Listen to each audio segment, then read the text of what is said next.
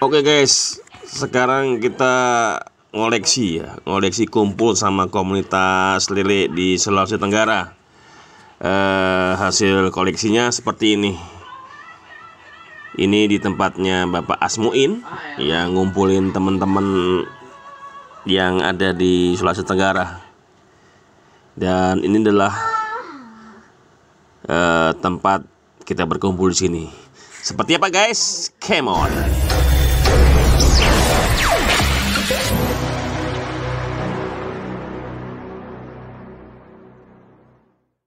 Udah sampai ke tempat Pak Asmuin.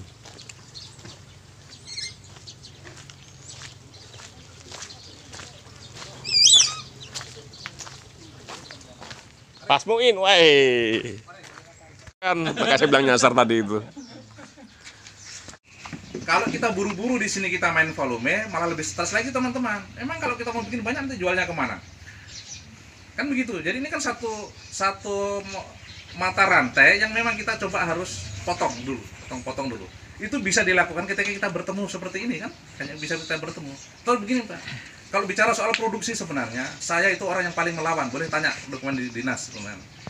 Di dinas perikanan provinsi itu di 2012-2013 itu kan pernah saya tawarkan untuk program lelenisasi pada saat itu. Ketika saya punya bendera masih kibarnya masih melambai ketika itu. Lele konda Pak ya. Itu Karena masih makanya gampang ketemu Pak Presiden kemarin. saya nawari itu kan, saya nawari itu program itu. Apa jawabannya saat itu beliau apa ya? Kepala seksi kepala bidang budidaya. Bilang Pak As, kalau kita mau bikin program tidak susah kalau di kita ada APBD.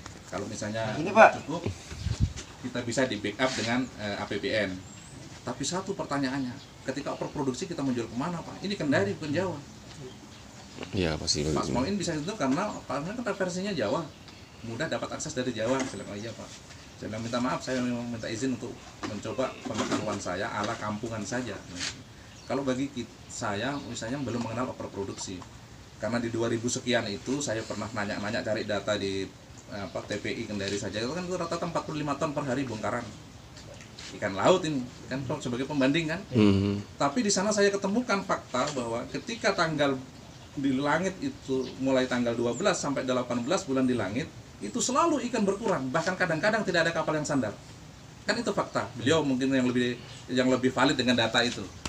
Saya mencari datanya itu di kisaran 2010-an.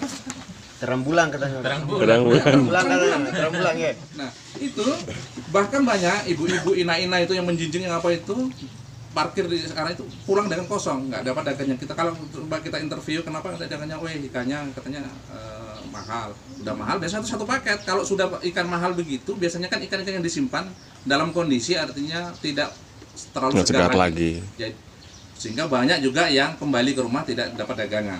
Itu artinya apa? Saya cuma bilang ini, itu sekitar 6 hari Pak dalam 1 bulan, dan ini datang terus setiap bulan karena langit sudah memutar siklus seperti itu. Berulang Pak ya. Iya. Kalau 6 hari itu, alatnya itu ini, kalau kita sebagai kompetitor kita mau bersaing di situ, ada 6 hari peluang 45 ton kali 6. Kembali ke diri kita sekarang, mampu kita bikin produksi itu berapa? 4 kilo saja sehari, kita kan belum mampu. Maka selalu biasanya kadang kalau yang bertanya begitu, kalau saya malas di sini, karena saya tukang banyak cerita Pak, minta maaf, mungkin di antara sini sudah kalau ngajak diskusi saya yang paling kuat. Tapi gini, kalau saya lagi malas biasanya, ada beberapa yang cari informasi, Pak saya tertarik nih mau ke lele itu, tapi saya mau tanya dulu pasarnya kemana. Kalau lagi malas saya jawabnya gini, Bapak udah punya ikan? Oh, belum, saya dari rencana siapkan dana. Oh, nggak akan ketemu Pak pasarnya kalau Bapak cari pasar ketika Bapak nggak punya barangnya. Penjual jamu aja itu pasti harus bawa barangnya, baru kita coba presentasi kan. Itu artinya jawaban bodoh-bodoh lah bagi kita, karena itu tadi, karena agak males kita nyanyinya. Tapi intinya begini Pak, saya jamin bahwa produk kita itu apapun ikannya yang kita akan hasilnya itu adalah makanan hari-hari, makanan pokok, ya kan? Nah, sebagai pembanding yang paling dekat aja itu gini, kurang apanya Pak misalnya itu yang penanam padi saja, beras saja itu kalau kita bandingkan dari desa ke desa itu, nyari setiap desa itu belum terlalu susah kalau mencari penanam padi misalnya. Tapi coba bandingkan dengan yang kita lakukan. Kalau pencari pemelihara ikan itu di satu desa bisa jadi tidak ada sama sekali. Karena nggak umum. Masih langka. Nah, Itu gapnya di mana? Gapnya itu karena ada distribusi kita, produksi kita itu tidak diketahui oleh calon konsumen kita. Itu fakta. Sehingga kita harus membangun brand. Misalnya kalau dulu di awal-awal itu kan selalu kalau saya menuntun teman-teman yang ikut belajar, yang ikut bergabung main di lele pada saat itu, Pak saya ingin ini tapi saya ingin nanti jualnya gimana, ya udah kalau untuk sementara kita bantu aja dalam bentuk bantunya sistemnya seperti apa. Saya nanti kalau Bapak ikut memelihara belum bisa ngejual, nanti saya bantu ngejualin sini, saya garansi 20.000 harganya dengan catatan karena saya jualan bibit saat itu. Kalau bibitnya dari saya 20.000, kalau bibitnya ibu dapatkan, bapak dapatkan dari luar 18.000, kan fair. Baku bantunya ketika nanti bapak lanjut misalnya, kan sudah mulai ambil keputusan, wah mending ambil di situ sekalian, kan itu strategi saja kan. Tapi kan kita fair. Nah, makanya sekarang ini yang sebenarnya kurang fair, ini walaupun ini belum ada beliau, saya berani katakan, ada beliau saya akan katakan, itu kan belum fairnya itu karena sekarang itu terkesan monopolinya itu jalan. Jadi kenapa nggak goyang? Kan saya sering mengungkit, itu harga saya yang bikin dari 2010. 2010 boleh ditanya teman-teman yang main di lele, karena kebetulan saya pengibar bendera pertama kalau di situ. Nah, itu teman-teman yang memelihara saya sudah beli 20 pada saat itu, 2010. Kok sekarang kemarin-kemarin itu kan cenderung sempat saya dengar angkanya di 19. Itu kan ada yang salah berarti. Ada yang salah kan? Setelah saya meninggalkan itu di perlelean itu 2015. Saya aja saya jual lele aja bisa 16 ribuan. Nah, itu makanya bilang kita harus melakukan penguatan kan dengan berargumen banyak sekali. Kan dulu kajiannya begini Pak, kenapa itu harus misalnya itu 20? Di zaman itu saya sudah dikomplain oleh beberapa teman petani kita. Saya yang dari Ladoni itu komplain, Pak As, tidak kebanyakan nggak Pak As itu ambilnya 5.000. Karena dari itu Pak harga eceran saya sudah tetapkan 25.000 sejak tahun itu 2010. Nah, banyak kita coba Pak. Kita ini sekarang baru mengibarkan bendera, kita baru memperkenalkan, itu buat orang tahu. Faktanya orang membeli lele itu adalah paling banyak itu adalah 2 kilo di tahun itu. Kenapa 2 kilo? Karena 5.000 udah nggak akan kembalian kan, 5.000 dapat 2 kilo. Sekarang kita daripada jawabnya mencari pembenaran, silahkan sekarang simulasi, ada barangnya. Saya kalau ngambilnya dengan harga 20 itu hitungannya begini Pak. Bapak bawa ikan ke saya, nimbangnya itu 40-50 kilo satu kali naik. Kapasitas nimbangan saya saat itu adalah segitu. Satu kali naik itu 40-50 kilo. Nah saya jualnya itu adalah 1 kilo. Ikan yang bisa kita jual itu rata-rata pada saat itu kan ikan yang diminati hanya ukuran 3-4. 5 itu belum orang, kekecilan kan pada saat itu. Sekarang sudah syukur bisa bergeser. Nah artinya gini, ketika kita menjual dalam bentuk 1 kilo jualnya itu, kita susah mendapatkan yang pas, karena ini bukan beras yang bisa digaris, rontok yang lain. Karena ini ikan nggak bisa dipotong. Begitu kita jadikan, kita membungkus 1 kilo atau 2 kilo, dapatnya itu kapan tuh kalau timbangan kurang saja misalnya setengah on, yang belum sampai di apa angkanya. Kalau ibu-ibu, apalagi kalau ibu-ibu pasti nunjuk kurang Pak. Tapi begitu naik misalnya sampai besaran 2 ons, Enggak ada masalah. lihat tambah-tambahnya. Iya, itu fakta. Fakta di lapangan pasti begitu. Sampai hari ini masih berlaku lah yang begituan itu. Coba misalnya kalau dihitung dikonversi ke uang, 2 ons itu dari modal saja itu kalau 20.000 berarti kalau sudah berapa? 8.000 berarti. Jadi 20.000 kan bagi 10 kan 2.000. Berarti kalau 2 ons sudah 4.000 kan? Sudah 4.000 nilainya. Tapi itu bagi ibu-ibu kan nggak mau tahu yang begitu. Itu kan urusannya kan. Itu tambah-tambahnya. Padahal kita ini sudah kehilangan adalah 2 ons tadi. 4.000. Nah, tapi artinya begini, bagi saya tidak mungkin Pak saya mau menempuh jalan rugi. Tetap saya untung, tapi kan harus tahu jalan untungnya ini bagaimana supaya tidak ada lagi menghilangkan stigma, Pak, enggak terlalu banyak kata itu yang 5.000. Kan kita harus tahu, urai dulu itu penjelasannya dengan lapangan. Hasil simulasi itu ternyata dari sekilo itu 10 bungkus kita jadikan itu setelah ditimbang sekali jadinya 12 kilo. Lebihnya tadi. Padahal cuma lebih tambah-tambah ini. Mungkin ada yang cuma 1 strap, ada yang sampai 1,5 strap. Kalau diakumulasi begitu hitungannya. Nah, sehingga nanti angka yang kita dapat adalah begini. Kalau 12 kilo modal saya dari Bapak 12 kilo ke saya masukkan, saya kan harus bayar 20.000 kali 12, 240.000. Saya jual kembali dengan 25.000, tapi jadinya 10 bungkus. Ini sudah bukan kilo lagi acaranya, karena faktanya sudah nggak bisa kita pertahankan Jadi kilo. kalah. Harus sudah jadi bungkus. Sudah sekali bungkus kan, jadi 10 bungkus. Nah, 10 bungkus itu dengan harga 25.000 berarti 250. Ada selisih. Makanya saya bilang nggak bakalan rugi saya. 50 di 250 kurang 240 kan 10.000. Nah, sekarang hitung, Pak. Kecuali kalau Bapak itu masih merasa misalnya itu kurang ikhlas, selisih di saya itu 10.000 dengan modal 240.000 tadi itu, ya terserah, berarti bisa ngambil sikap lain. Tapi jangan keburu dulu. Ini 10.000 masih belum aman bagi saya, karena saya harus menambahi modal kantong plastik. Iya, kantong Kantong plastik. plastik itu kalau untuk lele nggak bisa 1 biji, harus rangkap 2. Kan itu juga itu fakta. Perlu kita kasih penjelasan yang seperti itu yang memang benar-benar Orang masuk nggak dalam hitungannya mereka. Alamat, oh iya, kalau begitu bukan terima, Pak. Itulah sehingga bisa bertahan harga itu pada saat itu, Pak Sukanya. Nah, makanya kalau sekarang itu harus kita evaluasi. Namanya di mana letak evaluasinya? Letak evaluasinya itu ketika sekarang fakta di lapangan, lele sudah menjadi lumayan familiar lah. Bahkan kadang-kadang ada yang mencari tidak ketemu barangnya. Kemudian transaksi penjualan itu sudah ada yang sampai 10 kilo satu kali nimbang, dan 5 kilo satu kali nimbang, ya kan? Nah, itu sudah harus bergeser hitungan yang itu tadi, hitungan saya itu. Andaikan saya masih main di situ, hitungannya pasti akan bergeser. Karena susutnya sudah lebih dikit lagi. Kemudian besarannya ikan. Kenapa? Kita kalau hari ini mencari yang mirip 1 kilo itu sudah peluangnya lebih memungkinkan bisa dapat. Ukuran sekarang kan sudah bisa yang ukuran 5 sudah bisa masuk. Itu tadi. 65 sekarang. Nah, apalagi kalau misalnya 6. Untuk mencukupkan 1 kilo itu kita lebih berpeluang misalnya kalau ada kesempatan mengganti, misalnya 2 kali mengganti sudah lebih dekat dengan ukuran yang diinginkan oleh konsumen kita. Dibandingkan yang di era saya dulu itu yang harus 3, Pak. Berarti kan 300 gram itu aneh. Berarti selisih timbangannya saja udah ketahuan sekitar 50 gram kan. Itu udah paling kecil kan.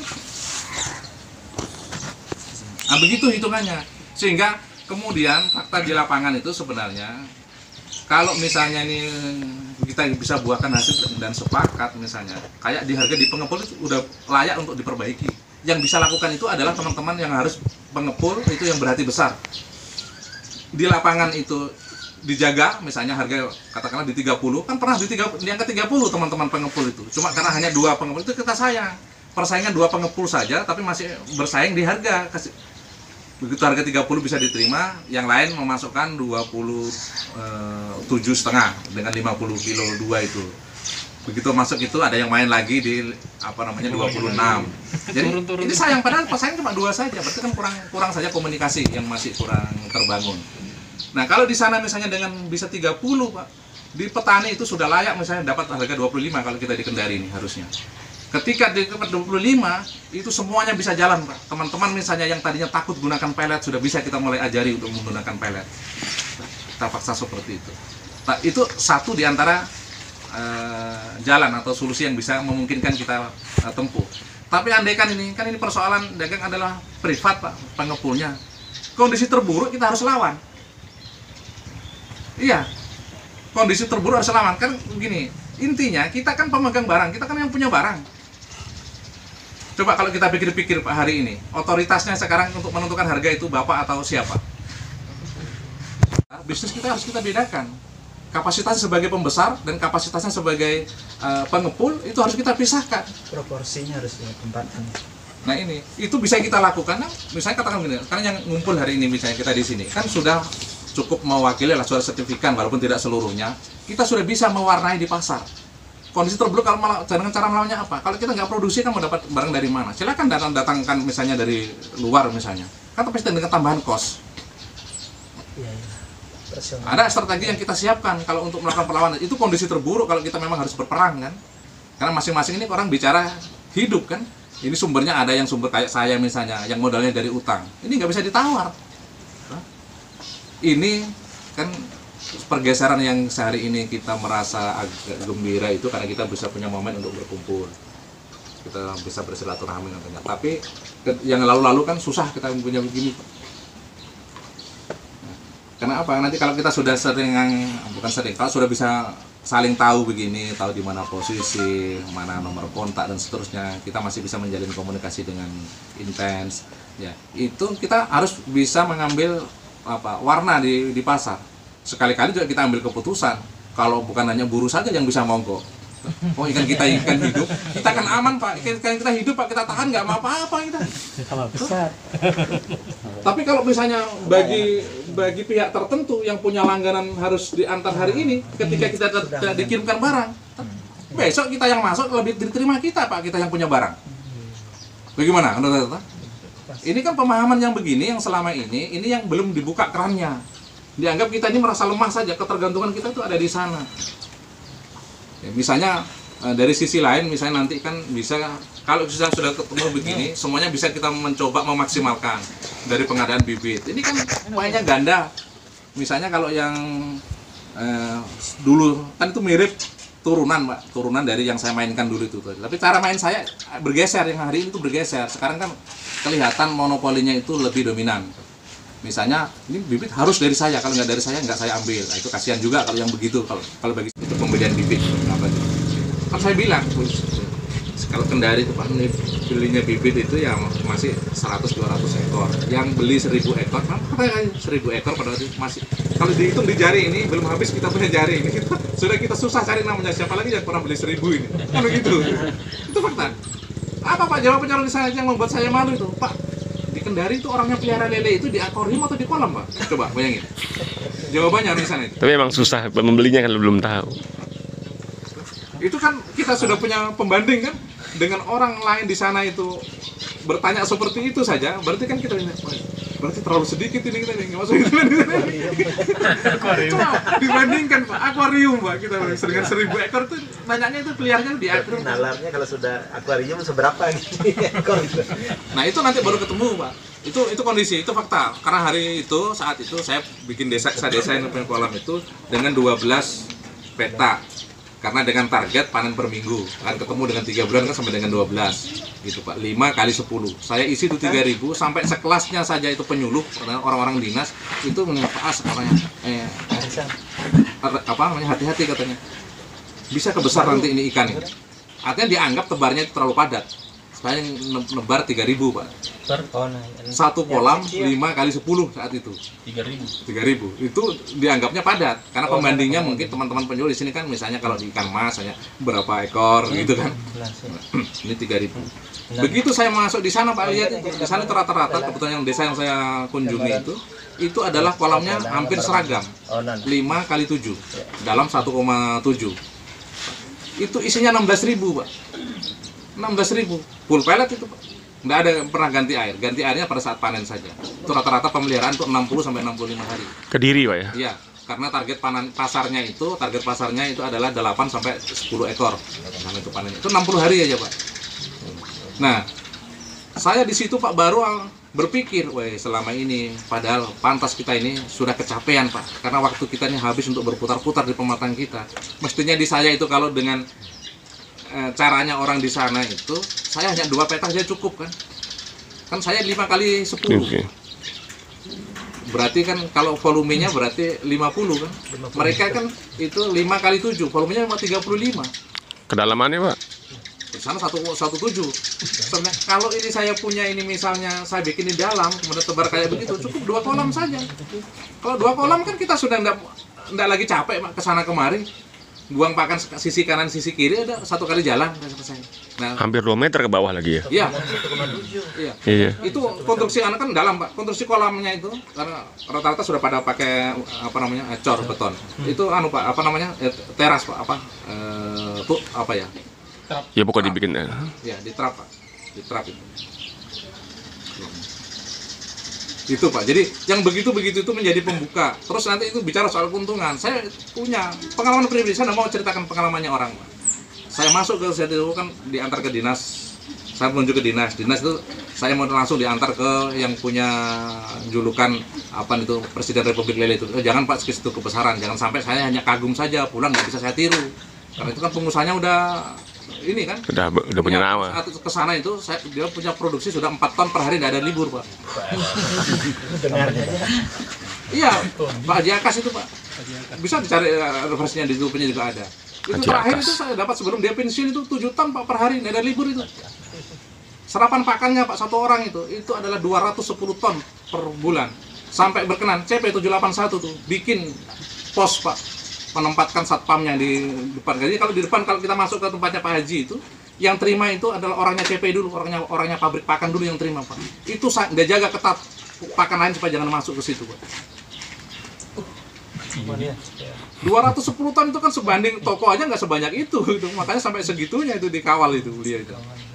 Nah, terus itu tadi begitu saya siang tiba itu di salah satu kelompok itu, di ketua kelompoknya, langsung saya ngikuti itu orang panen Pak. Orang panen ini kan kita sudah tahu nih tebarnya itu padatnya adalah 16.000. Kemudian saya nanya biaya itu kurang lebih saat itu sudah 13 ribuan sekian, 13 jutaan sekian biayanya Pak, sekolah itu biayanya. Kemudian setelah panen itu saya hitung itu kan saat itu 12.000 berapa ya waktu kesana ya, 300 apa 13.200, angka itulah kebalik-baliknya aja segitu. Setelah saya hitung itu cuma sekitar 16 jutaan hasil panennya. Dalam hati saya itu saya sedang ngedumel Pak, bilang wah salah masuk saya ini kalau saya pulang nggak bisa bayar utang nih. Iya kan, Harganya murah. modalnya 13 sekian Pak, dapatnya itu cuma 16 gitu.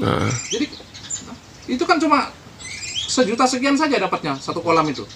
Saya pikir kegedean investasi modalnya ketimbang untungnya. Itu saya bilang kok salah masuk ini. Kita belum mengerti kan hitung-hitungannya itu. Tapi karena kebetulan saya disambut lebih kan itu, karena tahu apa isunya ini, kita ini anaknya transmigrasi, ternyata orang ke sana itu Ibu Camat itu ingin ceritanya transmigrasi di Kendari itu. Kan yang dibayangkan ternyata di sana itu Pak, kita di sini itu banyak ular, banyak macan begitu kan. Jauh begitu yang ada bayangannya. Jadi mereka ini ingin cerita dari kita. Maka dibuat rapat, Ibu Camat yang kasih rapat Pak kita Pak. Ibu Camat yang kasih rapat itu 9 kelompok. Padahal gak ada apa-apa sih. Mulai sharing. Asumsi keluarga Iya. saya begitu juga Pak. Iya. Gitu. Bener-bener. Itu sudah keluar itu apa namanya sharingnya teman-teman di kelompok itu, bagaimana mereka bisa bergabung itu, yang tadinya itu penjual es sampai ke Papua, sampai ke Makassar, penjual gorengan itu sampai menetap saja, hanya menekuni saja bisnis itu, kita dapatkan semuanya ceritanya Pak. Nah intinya itu ternyata misalnya setiap penebaran 1 bibit lele itu mereka cuma berharap itu nanti keuntungannya 100 rupiah. Bandingkan dengan saya atau bapak-bapak, mau nggak kira-kira harapan begitu? 100 rupiah per ekor. 100 rupiah. 100 rupiah itu targetnya Pak. Itu pun kalau nggak mati Pak ya. Supaya bisa dapat untung itu gimana? Ternyata di sana Pak, di sana itu mereka sebulan itu harus bisa panen 10 petakan siklusnya itu. Mau dipanen misalnya 1 minggu itu 3 peta, kan jelas itu 1 bulan targetnya itu minimal harus 10 peta. Jadi mainnya di volume tadi itu. Baru ketemu saya itu anak bilang otak, karena ini dulu apa nggak terlalu pedulikan kita kalau di pelajaran di sekolah itu katanya ada peribahasa kata dalam tempurung. Hari ini sudah saya langsung ukur diri saya begitu Pak. Yang siang tadi saya merasa itu tidak salah masuk di tempat ini, ternyata kan kita belum tahu saja hitungannya. Ternyata diambil tempat yang lain. 10, Pak. Kalau 1.600.000 Pak misalnya itu, kalau kali 10 16 juta Pak sebulan mendapatnya. Masuk. Kalau saya cerita ke Bapak begini kan langsung, "Wah, Pak, modalnya kan berapa kalau begitu modalnya?" Nah, itu ada lagi jawabannya. Masih ada harga. Nah, dari harga tadi itu. 19 rupiah. Bibit dari harga pakan tadi itu itu. Kali-kalinya. Iya, Makanya itu nggak bisa di sana bisa itu dihilangkan. banyaknya. karena sudah terbangun Kan gitu pasarnya. dong. Harga pasarnya. Itu ada Terbangun hitungannya 19 pasarnya. rupiah. Sehingga 20 kita rupiah itu pasti sudah ada lagi itu. tidak berkotak-atik soal modal. Detik itu mungkin. Pakan itu dipakai duluan Pak. Ya buat Dari investasi. pabrik ke kelompok itu sebulan Pak. Apa dari pabrik ke anu itu satu siklus, satu panen. Nah itu biasanya kelompok itu kontraknya adalah bulanan, sebulan baru kembalikan ke pabrik, Iya. ke pabrik. Nanti dengan anggota itu mingguan. Anggota itu setiap minggu panen gitu membayar. Nah itu ada istilah, ada koperasinya tadi itu Pak, istilahnya Pak. Kekuatannya ada di situ. Iya. Sehingga berapapun kebutuhannya, berapapun kebutuhan modalnya itu sudah tidak jadi masalah kalau di sana. Nah, kita di sini kalau ujuk-ujuk mau ke siklus yang itu, berarti anak tangganya kita belum sampai. Harapannya kan kita belum sampai ke situ kan, kalau kita ingin kan begitu mendengar kan kita inginnya langsung masuk ke situ. Oh Ibu, terima kasih Bu. Tapi kalau kita sabar, misalnya kita tahapannya, kita pasti akan masuk ke tahapan itu juga, Pak. Pasti akan masuk lah satu satu. Misalnya kita ini berkembang, misalnya udah banyak sini sudah menjadi titik pemasarannya perusahaan pakan, pasti juga sistem penjualan yang seperti itu akan diterapkan juga di daerah kita. Tapi sekarang antisipasinya gini Pak, jangan sampai suatu saat itu masuk di kampung kita hanya jadi penonton. Kalau kita tidak mempersiapkan. Kalau bisa langsung bermain sekalian, bikin di situ, main di situ ya. Ya, makanya Pak memang di mana-mana Pak, tidak ada yang bisa memperkuat itu kayaknya. Terus ketika kalau kita sudah bersama begini. Sebulan lagi itu, mana lagi kita dapat informasi kemarin yang terakhir yang saya kirim di grup itu, yang dari PPS itu, yang harga 19.000 itu. Nah, siapa yang berani menjawab itu? Karena yang ada di pikiran kita tuh, kita ini ada, tapi 1 ton, begitu kita kan besok-besoknya kemana lagi? Kita nggak punya. Akhirnya kita nggak berani komunikasi, kan? Nggak berani kejawab, kan itu fakta. Jadi kalau kita ingin melancarkan ke depannya, memang nggak ada pilihan lain. Memang kita harus hadapi bersama. Kita harus tahu. Padahal kita ini ingin melangkah bersama. Kan masuk Pak. Kalau misalnya katakanlah ada yang kurang senang dengan saya, langsung misalnya lempar isu aja. Oh Pak Asmoin bikin pertemuan itu karena dia sudah komunikasi dengan Pak Brak. Ini kan ada bonusnya. Prasangka. Langsung dugaan. Langsung masuk itu ketika itu dimunculkan. Lihat tulusnya lewat. Pemain baru belum Nah, kalau yang begitu, makanya itu dari awal sekarang itu saya pesan kita ajak ini. Saya Pak, memang saya punya kebiasaan begitu. Saya biasanya nanya ini, yang pernah dapat cerita kita ini pernah diangkat hampir setinggi langit Pak. Saya aja studi banding ke Jakarta itu, kita datang masih bawa rangsel Pak, baru diterima itu. Langsung yang masuk itu kita ditawari apa Pak, pesawat Pak. Bayangkan Pak, kita ini petani, naik kita di kampung ini masih sepeda ontel itu, tahu kita datang itu, masuk marketnya itu nawari itu adalah pesawat privat itu yang penumpangnya 1 sampai 3 orang itu.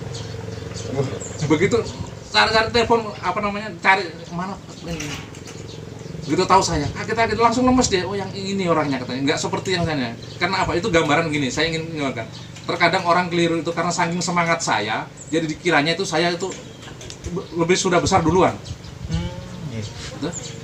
Makanya tidak heran tadi itu Pak begitu awalnya nggak salah-salah Pak, bukan mobil. Di sini mobil saja kita ini sewa angkot, masuk di sana langsung ditawari pesawat. Ya habis waktunya hanya presentasi saja. Padahal itu belum kita sampai di kamar Pak. Nah, karena saya itu senang saya mencari hal yang baru, mungkin terobosan itulah pokoknya potensi kita memaksimalkan. Kalau yang bisa kita peluang bisa kita dapatkan, itu yang kita olah. Nah, tapi tidak percayaan bahwa kalau nanti itu misalnya mau jual kemana gitu kan. Sekarang gini Pak,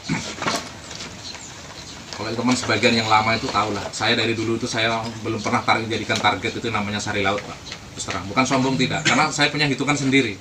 Saya sudah perkirakan urusannya agak ribet lah kalau sekelas saya mau berhubungan dengan beliau-beliau itu yang berhubungan dengan orang banyak yang nanti suatu saat itu akan lebih mudah menyetir kita. Sekarang beli cash mungkin besok-besoknya antar dulu. Setelah beberapa yang kita antar nanti uangnya tunggu dulu. Nanti minggu depan. Nah yang begitu-begitu tuh itu memungkinkan. Potensi itu saya sudah baca. Makanya saya kurang tertarik, saya lebih tertarik itu ke saya langsung sasaran. Apa mana sasaran itu adalah dapurnya itu. Jadi ketika itu saya yakinkan Pak Kabit itu gini, Pak, saya belum mengenal yang namanya overproduksi. Hari ini Pak saya bilang, kalau andaikan saya punya kemampuan 10 ton memproduksi dalam 1 bulan, saya itu bukan pasar yang saya pusingkan. Saya tantang begitu ketika itu di kantor. Oh Pak, itu kalau akademi sekali. Kalau hanya berteori Pak, semuanya mungkin orang punya argumen. Tapi di lapangan kan tidak sempurna itu. Mbak, saya mudah saja Pak. Karena saya bukan akademisi, saya hanya praktisi saja. Saya gunakan pendekatan ala kampung saja. Dan itu sudah saya dahului dengan tanya-tanya di beberapa calon sasaran, katakanlah ke warung-warung. 10 ton itu Pak saya bisa bertanggungjawabkan. Sekarang gini aja, kalau misalnya saya punya potensi bisa menghasilkan 10 ton 1 bulan, saya berhitung di nilainya aja dulu berapa. Kalau nilainya 20.000 aja, berarti 200 juta kan? Kalau dengan 200 juta, kalau misalnya kita mau gunakan misalnya kurir aja, kita garap dengan 10 aja itu selesai Pak. Gimana di lapangannya? Ini Pak, yang sudah saya lakukan itu saya tanya di beberapa warung kios-kios kecil itu di ibu-ibu, kalau sambil jualan ikan gimana? Katanya, oh jangan Mas. Tanya, kenapa Bu? Nanti dia mati. Itu yang pertama-tama ditakutkan, karena kan ini ikan hidup. Tapi ketika kita bisa meyakinkan, nggak usah ibu pikirkan matinya. Besok saya datang lagi. Kalau memang mati, asal jangan dibuang. Takutnya kalau alasan dibuang nanti sudah digoreng bilang mati tuh. Jadi yang penting jangan dibuang. Nanti kita ganti. Yang kita hitung adalah lakunya saja. Nah, saya kasih harga di ibu misalnya 20. Uang harga pasaran hari ini 25. Terserah ibu mau bisa jual berapa, ambil selisihnya. Tempatnya saya bawakan gabus styrofoam saja. Karena saya yakin ke styrofoam itu bisa menyimpan 10 sampai 15 kilo aman, biar 1 minggu 1 bulan aman kan. Nah, yang ibu siapkan paling timbangan dengan kantong plastik. Baru mulai terbuka itu rata-rata, oh kalau begitu boleh kita coba. Nah, masuk kan? Kan masuk. Nah, kaitannya dengan 10 ton. 10.000 kilo berarti. Kalau 200 memang kita punya varietas segitu, kita bukanya titik misalnya kita target dengan 500 titik aja Pak. Minimal 300 titik. Tidak terlalu susah sebenarnya itu. Kenapa? Kita ambil standar, karena penjual ikan itu yang dia gapai dalam 1 hari itu lebih daripada 500 rumah. Itu tak belum jelas beli atau tidak. Ini kalau kita punya kurir misalnya, kalau 500 titik itu kita pakai 10 orang, berarti cuma 50 Pak yang dia mengunjungi. Hitungannya kan? Kira-kira mungkin enggak? Masuk akal enggak itu? Bisa dijangkau enggak? Pasti masuk lah. Dengan 10 tadi itu kurir, jangkau 550, berarti ikan kita dan uang kita akan terambil dalam durasi 1 hari itu selesai semuanya. Sekarang kita berhitung. Di 500 titik itu berapa sih targetnya? 1 titik itu misalnya kita hanya target saja bisa menjual 1 kilo 1 hari. Sangat kecil. Coba menurut Bapak kira-kira analisanya. Laku enggak Pak kalau misalnya kita buat di titik tertentu itu sehari itu sekilo? Laku lah. Yang penting jangan kita bikin titik di sini titik, di sana ada warung kasih lagi. Katakanlah misalnya 1 BTN, misalnya itu 1 titik mungkin bisa, atau 2 BTN yang berdekatan 1 titik. Itu mungkin kan? Karena kita di sini itu Pak punya potensi lebih dibandingkan Jawa, itu adalah kita di sini tuh masyarakatnya penikmat ikan. Itu yang tidak dimiliki oleh Jawa. Kan banyak yang mengunjungi Jawa, nggak tahu Jawa sampai di akarnya. Jawa itu hari ini Pak orang beli ikan 1/4 Pak, masih ada, masih banyak yang beli ikan 1/4 kilo. Kan dari mana ada orang beli ikan 1/2 kilo? Malu dah. Mana harga diri? Artinya apa itu? Berarti di sini itu potensinya lebih besar. Ya kan? Nah, kalau tadi itu kita punya titik itu targetnya sekilo saja setitik, berarti kalau 500 kita punya 500, berarti 1 hari itu kita punya sudah akan bisa terserap dengan 500 kilo. Sebulan 30 hari. Angkanya berapa? 15. Ikan kita hanya 10. Oh, berarti kebanyakan. Berarti kebanyakan. 300 berarti sudah bisa tercapai. Kan begitu cara analisanya kan kira-kira begitu, Pak. Saya bukan orang marketing, saya coba melakukan pendekatan lapangan aja. Kan masuk akal itu kan. Kita ini hidup. Sementara di kios itu pembandingnya ketika ikan di laut itu langka, saingannya itu adalah telur, ikan asin, ikan lure, kerupuk. Kan itu saingannya. Itu pun laku. Masa kita ikan kering ini tanda laku? Jadi kita terlalu mengkerdilkan kita punya potensi. Itu fakta juga ini yang saya temukan. Nah, dengan begitu sekarang kalau misalnya saja Pak, kita bangun 300 titik saja itu berarti sudah 9 ton. Kalau saja 1 titik itu cuma 1 kilo. Pertanyaannya, bulan depan bagaimana? Siap enggak? Pentingnya. Harga-harganya 27 misalnya Pak. Kalau misalnya di rumah lele dengan harga 25 saja, besok-besok ketika dia tidak dapat ikan atau sempat melihat sehingga bisa dapatnya harganya agak miring. Paling tawarannya, Pak, kalau kira-kira bisa mengantar, Pak, kan begitu kan? Kalau sudah bisa mengantar kan akan beralih, Pak. Karena dimanapun yang namanya pengusaha pasti juga cari perbandingan harga yang termurah. Kita yang punya barang itu bisa memberi potensi harga yang termurah sebenarnya. Ini kan lucu, Pak. Hari ini kita bisa mengasih harga termurah di pengepul, tapi kita tidak berani mengambil harga termurah di konsumen langsung. Ternyata begitu diantar dibayar misalnya, ngaku dengan kita yang orang baru, kalau bisa Pak simpan dulu. Potensi. Tapi coba kalau bikin brand misalnya, Bapak punya langganan nggak masalah. Begitu Bapak nggak punya barang, tinggal kontak aja teman yang lain, masukin ya ke tempat saya. Besok-besok kalau saya adik lagi barang saya yang masuk, kamu parkir dulu kan itu adalah saya punya. Jadi yang penting itu tadi Pak, kita ini terbuka dan jangan saling mengakali teman. Itu kan? Ya, Itu saja. Prinsipnya, payungnya itu prinsipnya karena kita ingin melangkah bersama. Kalau itu yang kita pegang, insya Allah kita menjadi kuat. Kita ini punya potensi besar yang kita garap dari awal. Kalau nanti sudah menyebar tadi itu, saya sudah nggak bayangkan gimana cara memanagenya. Kalau begini kan masih bisa kita berhimpun-himpun, yang tidak sempat datang mungkin masih bisa kita informasikan. Tapi kalau udah banyak Pak, kemudian yang lebih besar itu, wah saya kan lebih besar dari dia. Kenapa saya mau diatur dia? Ada. Susah Pak. Iya.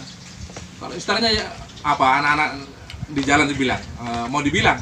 Wah itu sudah susah kita lawan itu kalau yang itu, ya toh? Tapi kalau sebanyak, padahal kan substansinya kita ini mau memperbaiki kita punya penghasilan, pendapatan, itu aja anehnya substansinya. Yang penting tidak tergeser itu pendapatan kita dan memungkinkan lebih baik, apapun jalannya, tuh, ya. Sudah kita mainkan dengan yang cantik tadi itu. Tapi kalau sudah saling itu nanti cenderung kita saling menyalahkan. Oh ikannya amis di lapangan. Oh Pak, sana itu lelenya dikasih makan usus itu pokoknya bau bas, nggak perlu lah yang begitu toh. Karena ternyata di lapangan juga itu Pak begini. Dulu itu di awal-awal itu kenapa? Saya punya stok di sini tuh sudah belasan ton Pak saat itu. Bukan lagi 1-2 ton. Karena produksinya teman-teman sampai ke Ladongi ke sini, ada yang dari Bombana 1 orang sampai ke sini. Artinya hampir tersentral ke sini. Tapi itu tadi tidak pernah juga kita mau pikul-pikul ikan kita ke warung, ke pasar, itu tidak pernah. Bisa juga. Nah, kemenangan pada saat itu memang salah satunya misalnya gini, yang terbangun image-nya di sebagian pelanggan kita itu adalah katanya bersih karena kita gunakannya pelet. khusus Pelet.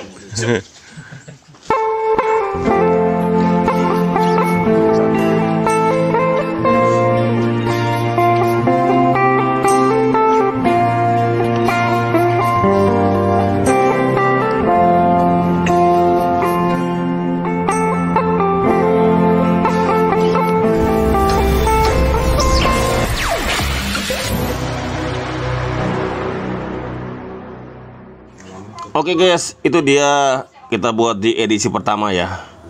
Edisi berikutnya kita sambung lagi ya. Oke.